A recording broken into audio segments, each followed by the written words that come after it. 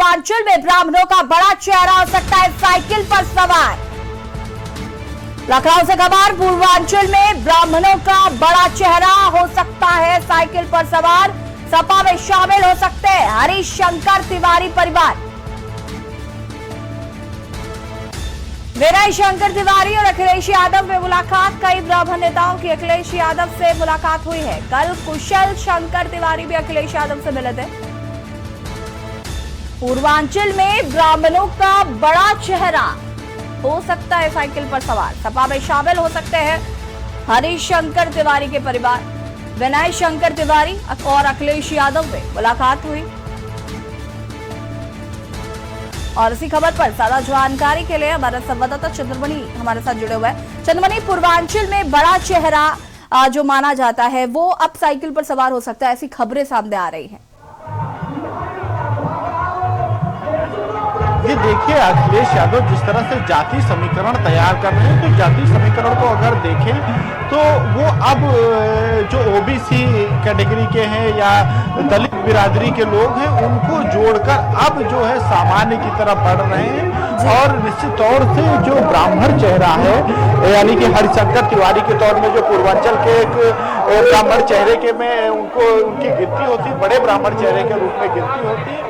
और जिस तरह से बातचीत चल रही है समाजवादी पार्टी से, तो एक बड़ा उलटफेर हो सकता है पूर्वांचल की राजनीति में कि वो समाजवादी पार्टी का दामन थाम लें। और जिस तरह से बसपा में लगातार अखिलेश यादव फूट डालने का प्रयास कर रहे हैं, बसपा को पूरी तरह से कमजोर कर रहे हैं, और जिस तरह से लगातार बसपा के नेता समाजवादी पार्टी में शामिल हो रहे हैं, तो कोई बड़ी बात नहीं होगी। और जिस तरह से लगातार इनकी मुलाकात चल रही कि हरिशंकर तिवारी और अखिलेश यादव के बारे में लगातार चर्चाएं चल रही कि कभी भी उनकी जो ज्वाइनिंग वो है समाजवादी पार्टी में हो सकती है, तो निश्चित तौर से एक बड़ा मूव कहा जाएगा। और जिस तरह से लगातार समाजवादी पार्टी और विपक्ष की तरफ से ये दावा किया जा रहा है कि मौजूदा सरकार से ब्राह्मण नाराज है, तो उसका भी फायदा लेने का प्रयास करेंगे। और जो जाति समीकरण है, मैंने पहले भी कहा कि उत्तर प्रदेश की सियासत में जाति समीकरण को मजबूत करना सबसे ज्यादा जरूरी है, क्योंकि यहाँ पर जाति के नाम पर ही वोट पड़ता है।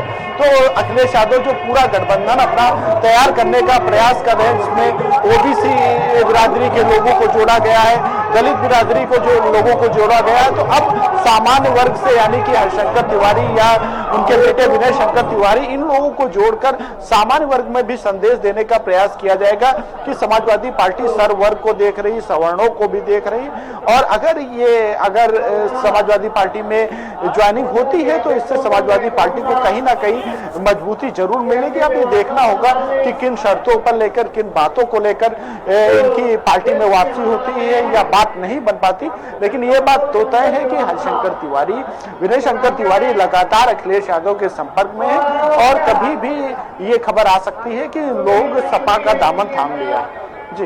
जी चंद्रमणि, कहीं ना कहीं जिस तरीके से बात अगर हम करें 2022 में होने वाले चुनाव को लेकर, और जिस तरीके से अखिलेश यादव लगातार छोटे छोटे दलों के साथ गठबंधन कर रहे हैं और जो बड़े बड़े नेता हैं वो भी सपा में शामिल हो रहे हैं, फायदे हर कोई समझता है कि इनके आने से हमें फायदा होगा।